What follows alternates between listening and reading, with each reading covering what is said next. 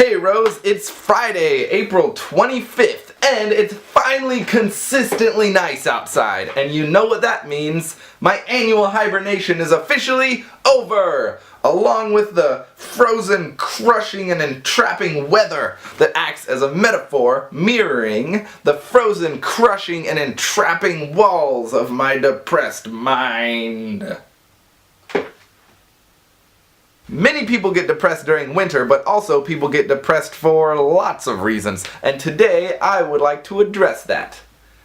Kind of. Not by talking about depression, but by talking about happiness. Let's keep in mind that I am not a psychologist, and everything I'm about to say is completely from my own mind and experience, so take what I say lightly. However, I do think I'm at least on the right track. Okay, so to start, I think there are actually two kinds of happiness. There is long-term happiness, which we will actually call work, and there is short-term happiness, which we can call fun. These two types of happiness have many different traits, including, among many other things, the amount of time that they last, the amount of energy it takes to achieve one or the other, even the part of the brain that they affect. First, let's take a look at short-term happiness. Of the two, short-term happiness is easier to attain, but also fades much more quickly than long-term happiness and tends to have less of an impact on us. Anything that makes you happy while you're doing it is most likely causing short-term happiness. This can be anything from enjoying your favorite TV show or book, to playing a game, to laying around in a hammock, to getting drunk.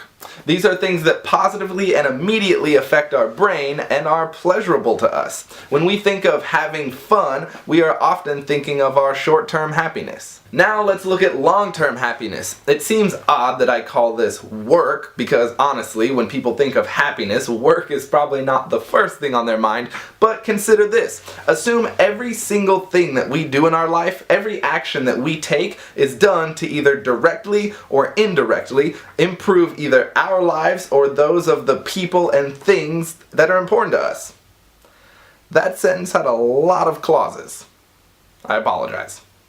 Long-term happiness affects not the inherent pleasure part of your brain, but really the more conscious, we could say, human part of your brain. It's when you work hard at something now for a reward that will come later.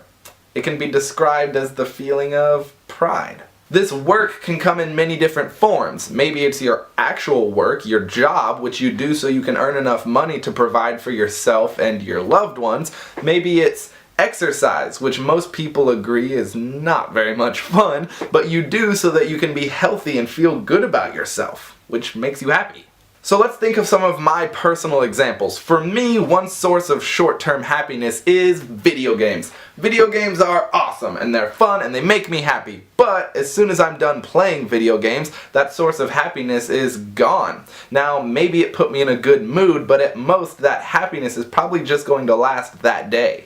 If that. On the other hand, when I did my book drive this winter, I'll be honest with you, it was not fun. It was a lot of work, I was constantly stressed out, it was really cold, and I had less help than I would have liked. But, now that it's over, I feel amazing about myself. Better than any video game could ever make me feel. Except maybe Pokemon. No, not even Pokemon. Now, with this explanation, it might sound like I'm saying, quit having fun and just work towards your goals, work harder, but this is not the case. The most important thing is finding the right balance between the two happinesses that works for you. Yes, you. Everyone is different, but we all need both. Without short-term happiness, what's the point? If you're not going to have any fun, what are you even doing? But at the same time, if you rely solely on short-term happiness, it can act like a drug addiction. In order to stay happy, you need to do it more and more and more, and if you're ever not doing it, or can't, then you're likely to become deeply depressed. So, people of the world, I challenge you to pick a goal, a hard one, and work hard at it. And when you accomplish it, enjoy the feeling, the long-term happiness that it brings that is not likely to fade. And then celebrate by having some fun. When you think of life in this way, every single thing that you do exists to increase your happiness. How could you be sad about that? Anyway, I've run out of time. Let's continue this discussion in the comments, and Rose, we will see your happy face on Monday.